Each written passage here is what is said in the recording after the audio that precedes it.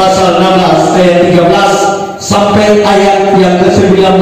Mari kita baca bersama-sama. 3, 2, 1. Setelah Yesus tiba di daerah Kaisarea Filipi, ia bertanya kepada murid-muridnya, kata orang, siapakah anak manusia itu? Jawab mereka, ada yang mengatakan Yohanes Pembaptis, ada juga yang mengatakan Elia, dan ada pula yang mengatakan Yeremia atau salah seorang dari para nabi. Lalu Yesus bertanya kepada mereka, tetapi apa katamu, siapakah aku ini? Maka jawab Simon Petrus, engkau adalah Mesias, Anak Allah yang hidup. Kata Yesus kepadanya, berbahagialah engkau Simon Petrus, sebab bukan manusia yang menyatakan itu kepadamu, melainkan Bapa-Ku yang di sorga. Dan aku pun berkata kepadamu, engkau adalah Petrus, dan di atas batu karang ini aku akan mendirikan jemaatku, dan alam maut tidak akan menguasainya. Kepadamu akan kuberikan kunci kerajaan sorga. Apa yang kau ikat di dunia ini akan terikat di sorga, dan apa yang kau lepaskan di dunia ini akan terlepas di sorga. Amin. Silakan duduk kembali, Bapak Ibu Saudara-saudara. Saya akan menyampaikan firman Tuhan dengan judul, kepadamu telah kuberikan kunci kerajaan surga. Amin. Amin. Saya mengutip apa yang Yesus katakan di sini, dan ini adalah sesuatu yang sangat penting, Bapak Ibu Saudara-saudara. Ya, saya dan saudara harus menyadari bahwa Tuhan memberikan kepada saya dan saudara otoritas yang luar biasa. Amin. Yang apa yang Yesus katakan sebagai kunci kerajaan surga. Wow.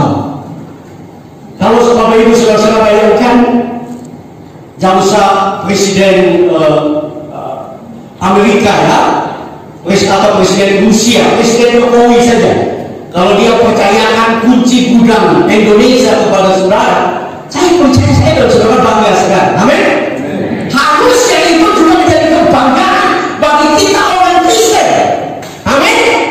Karena Tuhan mempercayakan sesuatu yang besar kepada saya dan saudara. Tuhan mempercayakan otoritas yang besar. Tidak peduli kita ada di mana. Ya, saya sekarang tinggal di Manado, melayani di Manado. Ya, tapi saya percaya di mana-mana Tuhan itu Tuhan yang sama. Amin. Dia punya otoritas yang besar, dan dia memberikan kepada saya dan saudara otoritas itu. Persoalannya, Bapak Ibu Saudara, kalau kita baca tadi ayat-ayat yang kita baca, saudara saya akan menemukan bahwa otoritas itu tidak diberikan dengan cuma-cuma. Otoritas itu diberikan dengan cara kita mengenal dia dengan benar. Ya. Kalau saya bertanya kepada para murid waktu itu, ya, menurut kalian siapakah? Menurut kata orang, siapakah aku ini? Ya, dan mereka mulai menyebut Yeremia, Yohanes Pembaptis dan sebagainya, salah seorang dari nabi. Tetapi yang luar biasa, Petrus adalah orang yang dengan pimpinan Tuhan, dia berkata dengan luar biasa bahwa engkau adalah Mesias, Anak Allah yang hidup. Dan kemudian Yesus mempercayakan kunci kerajaan surga kepada dia. Nah, Petrus bukan manusia spesial. Kita tidak percaya ini. Kita percaya bahwa Petrus juga sama dengan kita. Amin. Penuh dengan kekurangan. Tetapi apa yang membuat perbedaan? Yang membuat perbedaan adalah pengenalan Petrus akan siapakah Yesus itu. Amin. Dan yang membuat perbedaan dalam kehidupan kekristenan kita bukan masalah saya dan saudara sekolah teologi atau saya dan saudara berapa lama ikut Tuhan. Bukan. Saya percaya yang membuat perbedaan adalah pengenalan kita akan Tuhan. Amin. Pengenalan kita akan Tuhan bukan sekedar mengenal Tuhan dari kata orang, tapi sungguh-sungguh mengenal Tuhan secara pribadi, sungguh-sungguh intim dengan Tuhan, sungguh-sungguh kenal Tuhan, dan bukan sekadar mengenal Dia sebagai sekedar Tuhan. Petrus mengungkapkan satu ungkapan yang penting, engkau adalah Mesias, anak Allah yang hidup. Nah pertanyaannya, apakah saya dan saudara mengenal Yesus seperti itu? Atau kita hanya mengenal Yesus menurut kata orang, menurut kata Pak Pendeta, menurut kata Pak Majelis? Kita harus mengenal Tuhan dengan benar. Bagi malam ini, biar Tuhan mendorong kita agar saya dan saudara dapat mengenal Tuhan dengan benar. Kenapa? Karena kalau kita tidak mengenal Tuhan dengan benar, Bapak Ibu saudara, ada bahaya yang dapat terjadi. Ya, waktu kita mulai terkenal, waktu kita mulai berhasil, waktu kita mulai sukses, kita bahkan bisa mengancam Tuhan, tidak mengenal Tuhan, bahkan kita menganggap Tuhan tidak perlu di dalam kehidupan kita. Saya membaca satu artikel yang judulnya Yesus tak ada lawannya, ya. Dan di situ diceritakan tentang orang-orang hebat yang menganggap enteng Tuhan. Nah, ini terjadi di Eropa dan Amerika, dan juga pasti mereka adalah orang-orang yang mungkin punya latar belakang Kristen atau memang juga Kristen, tapi mereka tidak kenal Tuhan dengan baik. Ada beberapa tokoh seperti mungkin usia-usia yang masih muda tidak kenal, tapi tokoh atau penyanyi seperti John Lennon, ya. John Lennon salah vokalis dari The Beatles. Bapak Ibu saudara-saudara, mereka sangat terkenal pada tahun 60-an, ya. Saya juga baru lahir, tidak tahu, ya. Karena itu tahun 66 mereka terkenal. John Lennon waktu diwawancarai oleh wartawan, dia berkata bahwa Yesus itu hanya sejarah. Ya, The Beatles lebih terkenal dari Yesus. Saudara tahu, beberapa hari kemudian dia ditembak oleh penggemar fanatiknya dengan 6 kali tembakan dan dia mati. Itu menunjukkan bahwa dia sebenarnya tahu tentang Yesus, tapi dia tidak kenal dengan baik. Ya, saya membaca tentang seorang presiden, ya, Brasil, ya, Tancredo Neves. Tancredo Neves dia seorang presiden yang cukup terkenal dan dia mengikuti pemilu untuk periode berikut. Dan dia berkata dengan sombong karena dia merasa dia sangat berpengaruh di Brasil. Dia bilang, kalau saya dapat 500.000 suara, ya, kalau saya dapat 500.000 suara, Tuhan pun tidak bisa menurunkan saya dari kursi presiden. Dan sudah tahu, beberapa hari sebelum pelantikan dia mati oleh karena ada penyakit di perutnya. Tuhan tidak turunkan dia dari kursi, tapi Tuhan bawa pulang dia. Ya, kenapa? Karena kesombongan. Ya, mungkin sudah pernah nonton film yang beberapa tahun yang lalu sangat terkenal, Titanic, ya, film Titanic. Sudah tahu bahwa kapal itu adalah kapal termewah pertama, ya. Kapal dianggap termewah pertama dibuat di dunia. Dan waktu selesai kapal itu dan mau berlayar, wartawan bertanya kepada pemilik kapal itu, bagaimana kemampuan kapal ini bertahan di lautan yang ganas? Dan dia dengan sombong berkata, Tuhan pun tidak mampu menenggelamkan kapal ini.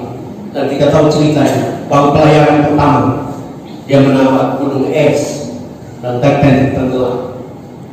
Itu membuktikan bahwa kita bisa salah kalau kita tidak kenal Tuhan dengan baik. Amin. Jangan menjadi orang Kristen, ya. Jangan saya orang Pentakosta. Jangan menjadi orang Pentakosta yang hanya ikut Tuhan. Tapi saya yang sudah perlu mengenal Dia dengan benar.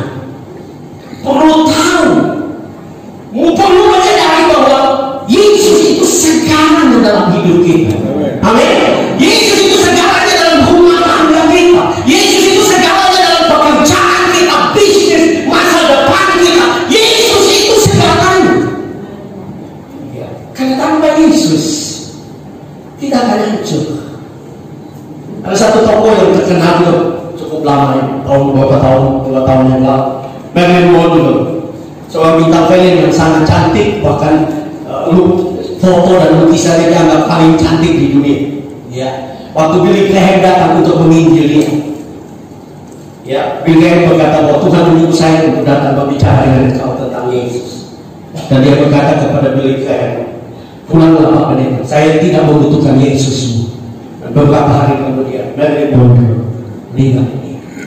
Sekarang lagi, Tuhan mau kita menyadari bahwa kita membutuhkan Tuhan. Amin. Amin. Amin. Ya, kenapa? Karena waktu Tuhan menciptakan kita, ada seorang teolog berkata begini, Tuhan menciptakan manusia itu, ya, ada satu ruangan yang tidak bisa diisi oleh apapun, tidak bisa diisi oleh kekayaan, tidak bisa diisi oleh kenalan, tidak bisa diisi oleh jabatan apapun. Ruangan itu hanya bisa diisi oleh Yesus. Hanya Yesus yang dapat membuat kehidupan kita menjadi kehidupan yang luar biasa. Amin. Dan saya percaya Tuhan mau supaya saya dan saudara-saudara umat Tuhan yang ada di Maulana ini, Tuhan kerja dalam hidupmu sehingga hidupmu menjadi hidup yang berbeda. Engkau sungguh-sungguh kenal Tuhan sehingga Tuhan akan mulai memberkati hidupmu, memakai hidupmu untuk menjadi kesaksian sehingga mau lagi menangkan bagi kerjaan Allah. Amin. Karena kita tidak mampu menangkan jiwa-jiwa dengan kekuatan kita sendiri. Kita penuh dengan keterbatasan, kekurangan. Karena kita membutuhkan Tuhan dalam kehidupan kita. Nah, ada dua hal yang kita bisa belajar dari kebenaran firman Tuhan ini. Kepadamu telah, yang pertama, kepadamu telah diberikan kunci kerajaan surga. Itu tergantung pengenalanmu akan Kristus. Ya. Nah, ini sesuatu yang penting, Bapak Ibu Saudara. Kenapa? Karena kalau kita perhatikan, saudara bayangkan, murid-murid yang sudah ikut Tuhan, ya, tiap hari lihat Yesus melakukan mujizat, tiap hari mereka diajar pribadi oleh Yesus, tiap hari Tuhan menunjukkan kebesarannya. Tapi waktu Tuhan tanya, menurut kamu siapakah aku ini? Hanya Petrus yang bisa menjawab dengan sangat tepat. Ya. Hanya Petrus bisa menjawab dengan tepat, padahal dia bukanlah orang yang berpendidikan, ya. Tetapi saya percaya Petrus dalam semua kekurangannya dalam mengikuti Tuhan. Karena kita tahu bahwa Petrus tidak sempurna, dia pernah menyangkal Tuhan dan sebagainya. Tapi Petrus adalah orang yang mencintai Tuhan, sungguh-sungguh mengikuti Tuhan. Dan Bapak Ibu Saudara, ini penting, ya. Karena Yesus sendiri berkata ada banyak orang dipanggil tetapi sedikit yang dipilih. Pertanyaan buat kita semua, apakah kita termasuk orang yang dipilih atau hanya dipanggil? Ya, apakah kita betul-betul kenal Tuhan atau tidak? Sehingga kita adalah orang pilihan Allah. Karena kalau kita memperhatikan kata yang tadi di rumah makan kita sedikit bahas beda antara tahu dan kenal. Tahu, kita semua tahu Presiden Jokowi, tapi kita tidak kenal secara pribadi. Maksudnya mengenal kesukaannya, mengenal dia bangun jam berapa. Mungkin kita baca artikel, mungkin sedikit tahu, tapi kita tidak kenal betul. Nah, kebanyakan kita hanya tahu. Nah, Tuhan mau supaya saya dan saudara sebagai orang percaya benar-benar kenal Tuhan, ya. Benar-benar kenal Yesus secara pribadi, benar-benar punya hubungan pribadi dengan Tuhan. Bapak Ibu Saudara-saudara,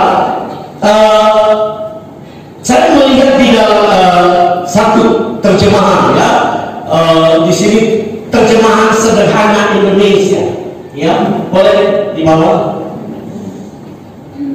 ya, atau ada, ya.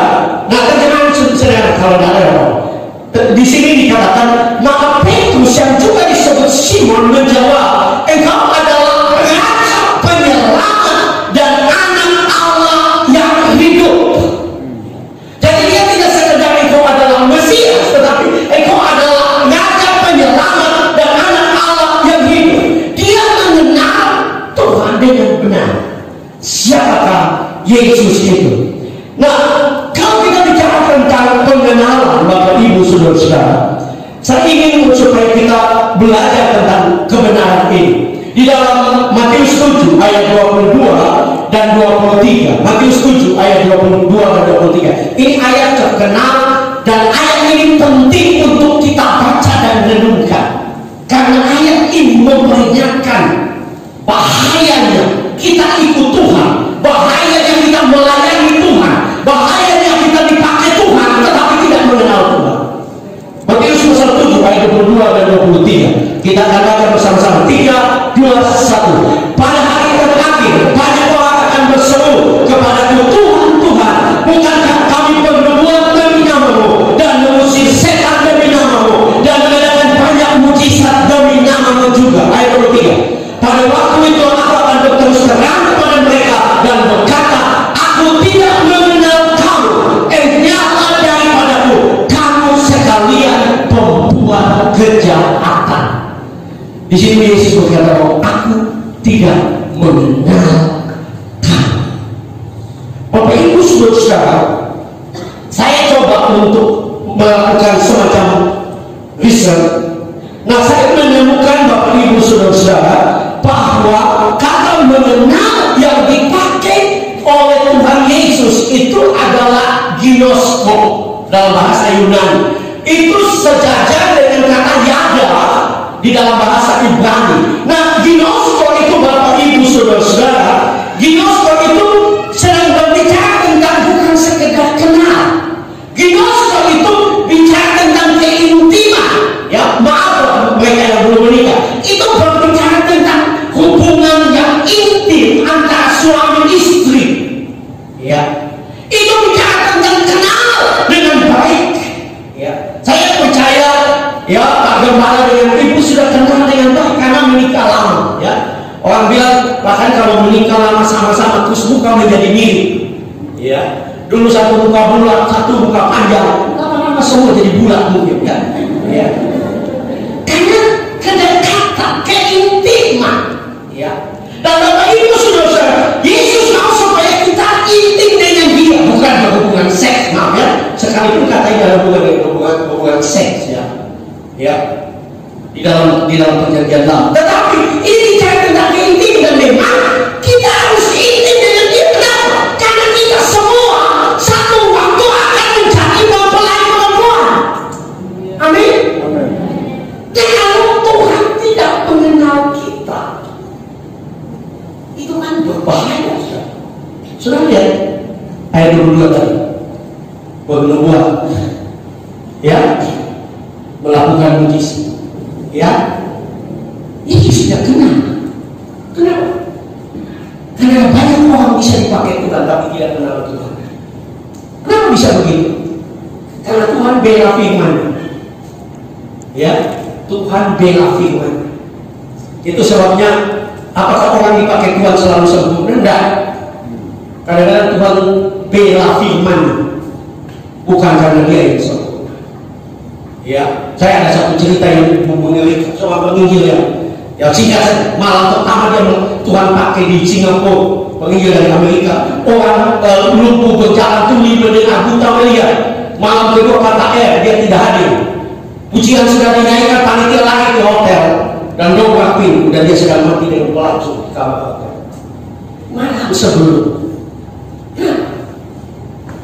karena dia tidak mengenal dengan benar, dia tidak inti, dia tidak ginosko. Ya.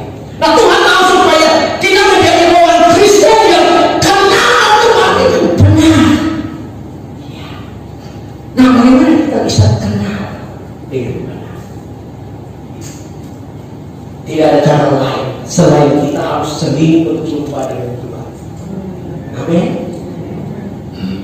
Tidak ada cara lain selain kita mengambil waktu untuk berjumpa dengan Tuhan. Kenapa?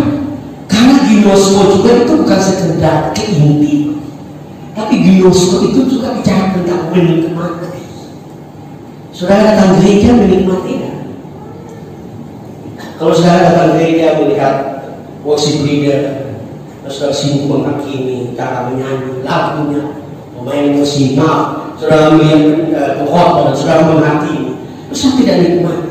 Karena tujuan saudara datang di gereja cari orang, bukan cari Tuhan.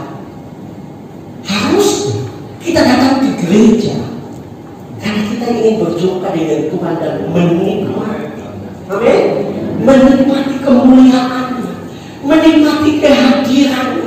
Kita Kita ginosko dengan dia, intim dengan dia, bicara dari hati ke hati. Karena Tuhan hanya bisa mengenal kita dari keintiman.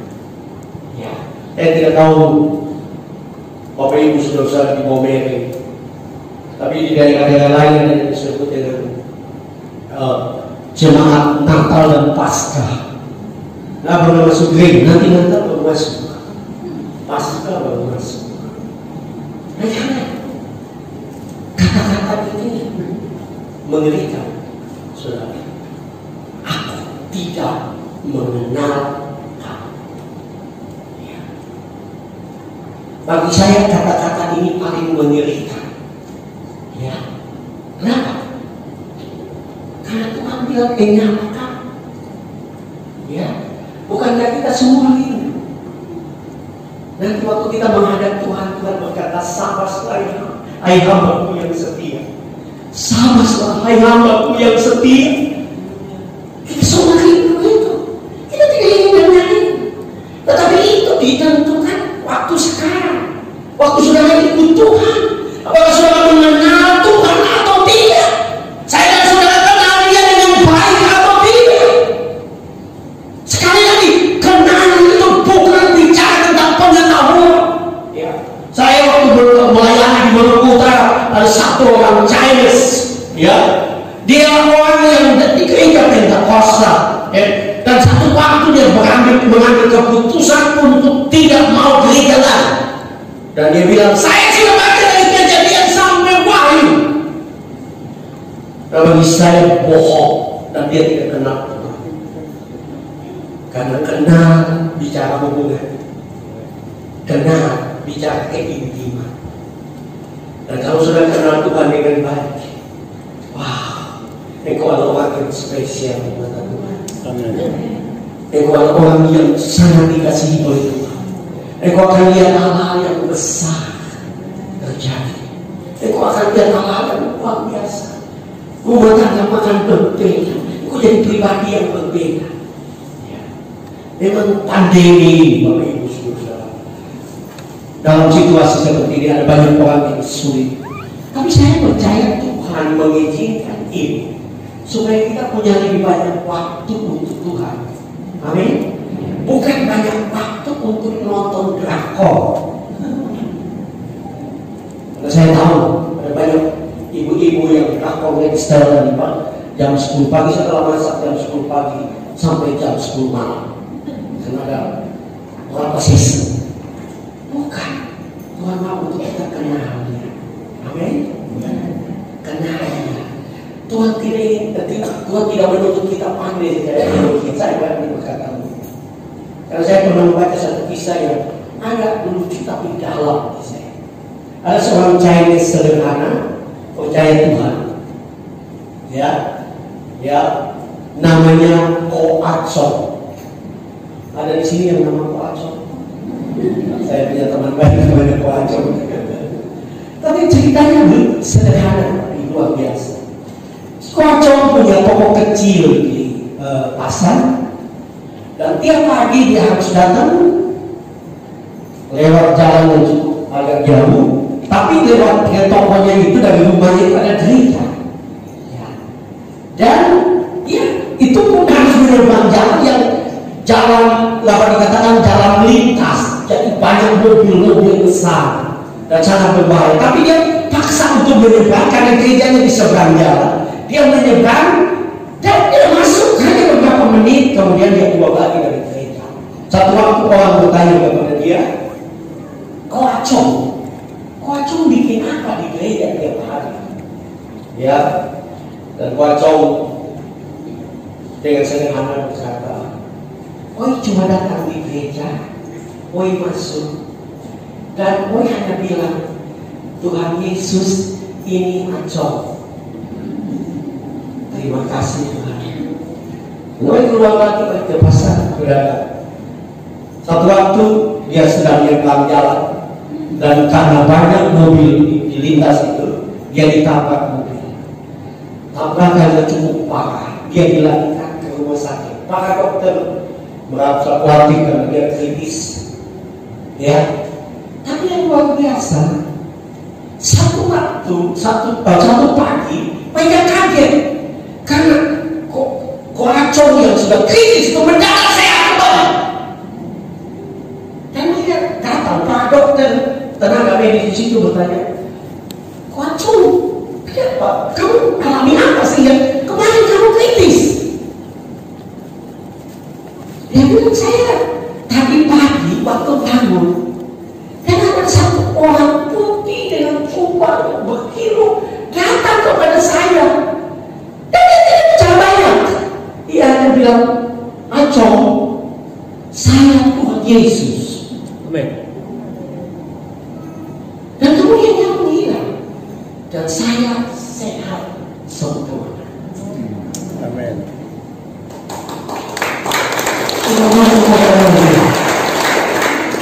Teman-teman engkau kenal dia. Ambil banyak waktu cari Tuhan. Ini sudah di ujung dan ujung akhir zaman.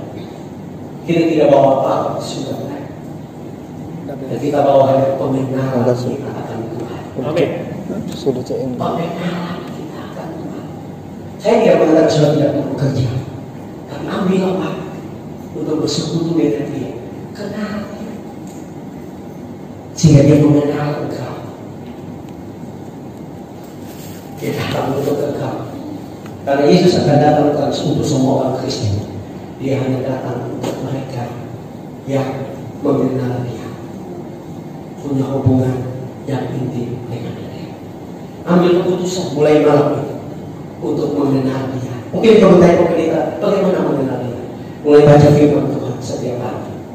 Mulai ambil waktu untuk berdoa, membangun pesta. Karena kebangunan rohani yang benar itu bukan KKR sebenarnya. Karena KKR bisa lewat dan sudah tetap begitu saja. Ya, tapi kebangunan rohani adalah berjumpa dengan Tuhan secara pribadi dan membangun pesta. Setiap hari engkau berdoa, engkau bersekutu dengan dia. Tuhan tidak perlu kata-kata kita seperti tadi wajah, tapi dia berjumpa dengan engkau. Dia mengenal engkau. Dia sungguh-sungguh mengenal saya dan saudara, karena dia mengasihi saya dan saudara. Yang kedua atau yang terakhir, ya, seperti Musa merindukan air, demikianlah jemaat merindukan poin terakhir dari Tuhan.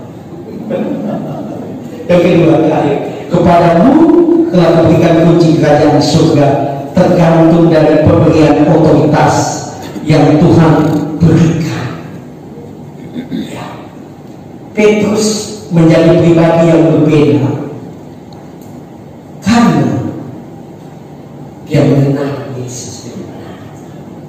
Kalau saudara kenal Tuhan, saudara bukan orang biasa. Amin. Saudara punya otoritas. Amin. Ini Petrus belum jadi rasul, tapi Yesus sudah bicara tentang otoritas yang diberikan kepada Petrus. Ini sesuatu yang luar biasa. Saya melihat dalam satu terjemahan yang berbeda, Indonesia, ya, terjemahan yang berbeda. Di situ dikatakan, dan aku akan memberikan kepadamu kunci-kunci kerajaan surga. Jadi sebenarnya kata kunci itu bukan hanya satu kunci, tapi Tuhan memberikan kepada kita kunci. Dan saya berani mengatakan ini kunci kuasa yang Tuhan berikan untuk kita menjadi pribadi yang berbeda. Amin. Pribadi yang berkuasa, pribadi yang dapat meraih kebahagiaan, keberhasilan, kesuksesan dalam kehidupan ini. Kalau kita kenal Tuhan dengan benar, kalau kita mengenal Dia dengan benar. Saya memperhatikan kata Yunani untuk kunci adalah klise. Klise ini dalam pengertian karena pemegang kunci memiliki kekuatan untuk membuka dan menutup. Jadi saya dan saudara diberikan otoritas oleh Tuhan untuk membuka dan menutup, untuk menutup segala tipu daya setan, intimidasi setan, semua serangan kuasa kegelapan. Kalau kita kenal Dia, dan saya percaya kita dan sungguh-sungguh kenal Dia, kita memiliki otoritas. Ada satu pandangan yang berkata, kalau sudah sungguh-sungguh dengan Tuhan, setan tidak bisa menjamkan kamu. Amin. Karena kita diberikan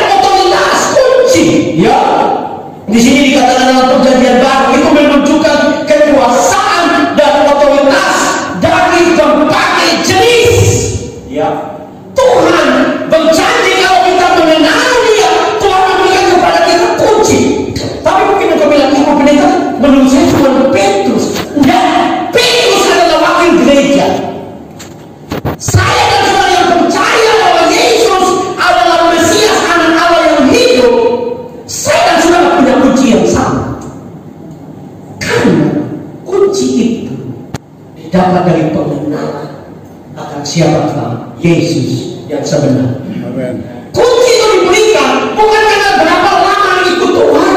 Ya, saya pernah melayani di Maluku dan orang Ambon. Ya, saya orang Timur. Orang Ambon sangat bangga dengan berkata, oh, kami potong pusar dengan Alkitab. Saya mau potong pusar dengan Alkitab atau bambu atau gunting. Itu tidak ada pengaruh. Yang membuat perbedaan adalah pengenalan akan Tuhan. Mengenal Dia dengan benar, mengenal Dia dengan sungguh-sungguh. Karena itu yang penting sekali. Ya, karena kalau kita mengenal Dia dengan benar, Bapak Ibu Saudara-saudara, Alkitab menjamin bahwa saya dan saudara memiliki kuasa yang luar biasa. Amin. Kita memiliki otoritas. Ya. Nah, saya waktu menyiapkan firman Tuhan ini, Tuhan membawa pikiran saya kepada Matius 28 ayat yang ke-18. Matius 28 ayat ke-18.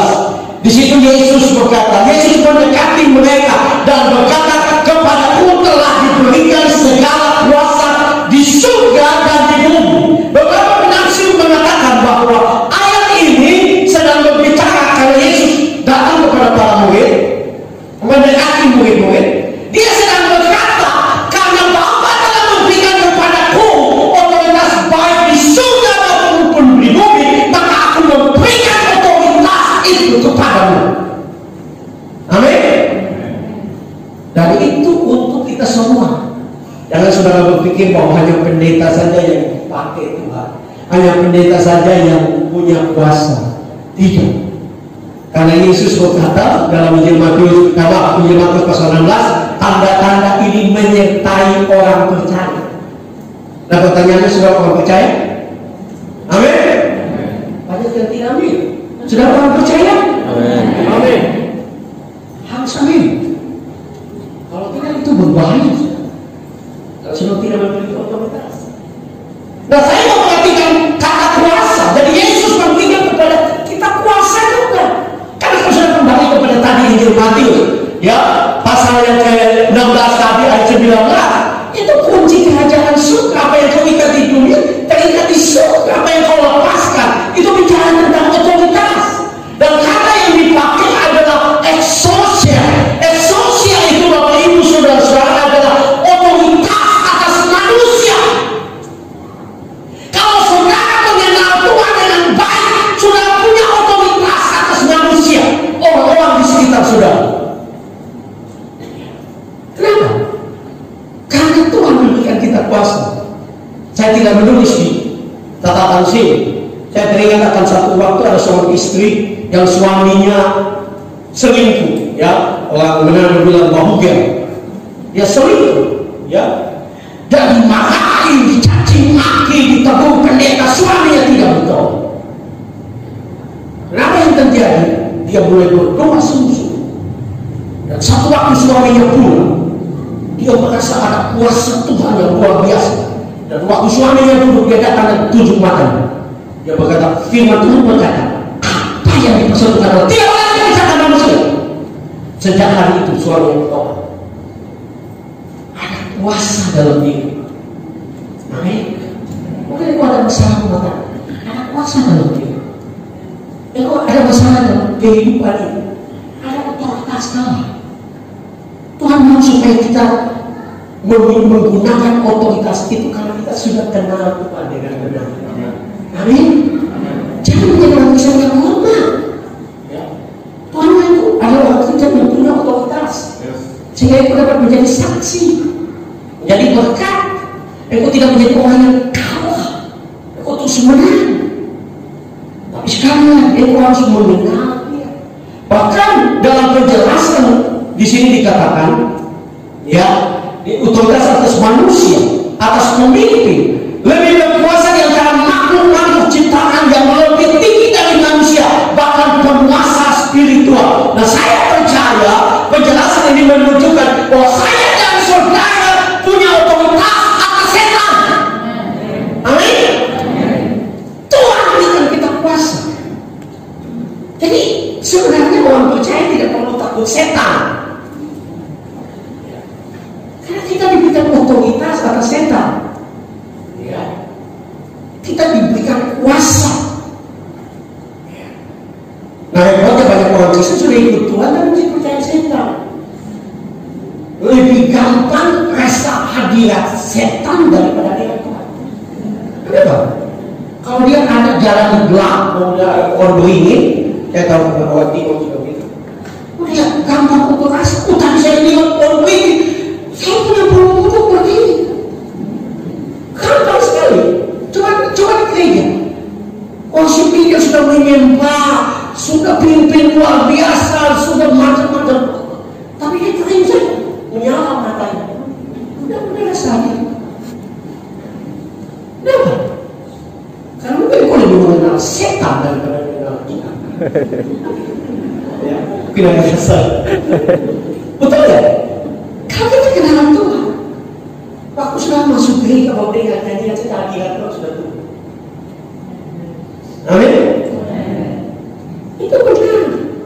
Ya. Ini saya terbuka, saya bicara bahwa kita kelompok Pentakosta Karismatik. Ada orang yang belum apa-apa musuh bahasa roh. Saya mau bilang buat saudara, karena engkau di rumah tidak pernah dipenuhi roh, engkau tidak pernah berbicara bahasa roh, sehingga waktu engkau masuk gereja engkau rasa aneh. Karena engkau tidak biasa, engkau tidak kenal. Ya. Kalau engkau kenal, di mobil pun engkau bisa bahasa roh. Kenapa? Memang jangan jadi orang seperti orang gila di mobil, tidak. Apalagi angkot. Itu aneh. Tapi sekarang bisa di mana pun, di kamar mandi, di kamar, ibu yang sedang memasak bisa merasakan hadirat. Karena aku kenal Tuhan. Dan aku punya kuasa, ya. Aku punya otoritas yang luar biasa. Nah, Yesus dengan jelas mengatakan bahwa Dia memberikan kepada kita kuasa. Ya, Kisah Rasul 1 ayat 8. Di situ dengan jelas dikatakan, tetapi kamu akan menerima kuasa kalau Roh Kudus turun atas kamu, dan kamu akan menjadi saksiku di Yerusalem, di seluruh Yudea dan Samaria, dan sampai ke ujung bumi. Nah, memang katanya yang dipakai di sini berbeda. Tadi exousia. Kalau kata kuasa di sini yang dipakai adalah dunamis.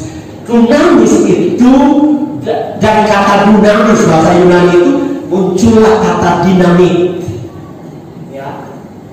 Sebenarnya kalau orang-orang dulu, karena dulu bapak saya juga punya sepeda, itu dulu jalan kan gelap, listrik masih tidak ada. Itu ada yang kecil di bak sepeda, sedikit ditempel ke ban. Kalau jalan hutan, lampu sepeda menyala, namanya dinamo. Nah, kembali ke kata dinamis ini berbicara tentang kuasa untuk mengalami apa yang luar biasa. Tuhan memberikan kepada kita kuasa supaya kita jadi saksi. Ya, orang lihat hidup saudara, mereka melihat Yesus. Amin. Amin. Orang melihat hidup saudara, mereka bilang, dia ibu yang sederhana tapi hidupnya berbeda. Karena ada Yesus. Saya ingat pepatah Cina, pepatah Tionghoa berkata, hidup kita berbicara lebih keras dari khotbah kita. Mungkin engkau tidak tahu khotbah, engkau tidak pernah bisa khotbah, engkau tidak pernah bisa berdiri di depan. Tapi kalau hidupmu, engkau kenal Tuhan dengan benar, engkau diberikan kuasa, orang akan lihat berbeda. Apapun agama, apapun gereja. Mungkin sudah pernah dengar tentang Mother Teresa. Dia mendapatkan Nobel kemanusiaan. Seorang perempuan kecil dari Eropa Timur yang berangkat pergi ke India. Mulanya cuma memberi makan. Ya, dia Katolik. Memberi makan orang India yang miskin. Memberi makan siang sampai dia kena marah. Tapi dia punya slogan yang luar biasa. Dia bilang, saya berusaha untuk orang India yang paling papa melihat Yesus dalam hidup saya. Amin. Tetapi saya juga berusaha untuk melihat Yesus di dalam hidup orang India yang paling miskin. Dan dia berhasil. Seorang yang sederhana, pemalu, Saya pernah nonton filmnya, saya menangis juga. Ya, saya pendeta. Saya lihat orang ini kenal kebahagiaan kita. Kenal kebahagiaan. Dan dia pas. Saya pernah baca seorang penulis dulu seorang bukunya. Dia berkata, satu waktu di satu gedung besar di Amerika, semua pejabat pemerintah ada di gedung itu. Dan mendadak semua orang berdiri memberikan aplaus waktu dia masuk. Dan ternyata yang masuk adalah seorang wanita kecil. Dan wanita itu adalah Mother Teresa. Kalau saudara kenal kebahagiaan benar, hidup bagi Tuhan, berjalan dengan otoritas Tuhan, kehidupan akan menjadi kesaksian. Amin. Karena kita memiliki kuasa, Dia memberikan kepada kita kuasa, otoritas, supaya kita dapat melakukan hal-hal yang luar biasa. Bahkan Dia berjanji untuk mendengarkan doa-doa kita. Amin. Amin. Nah, saya belajar dalam hidup saya. Saya suka beberapa waktu lalu kita di mobil saya bilang, ada banyak orang lulus sekolah teologi, tapi mereka tidak lulus sekolah kehidupan. Karena sekolah kehidupan bicara tentang iman. Kita bisa punya gelar MTH, macam-macam doktor. Tapi kalau tidak kenal Tuhan, ya sebenarnya tidak ada mudah. Nah, saya tamat dari sekolah. Saya sudah S1 di Malang dan saya diminta untuk mengajar di Ambon tahun 95. Dan singkat cerita, waktu saya sudah tunangan di Malang dengan istri saya dan mau menikah. Nah, saya lahir di Timor. Memang saya ada Chinese sedikit. John itu sebenarnya John. Ya. Tapi kami keluarga miskin. Chinese tapi miskin. Jadi Tuhan panggil saya ke Malang.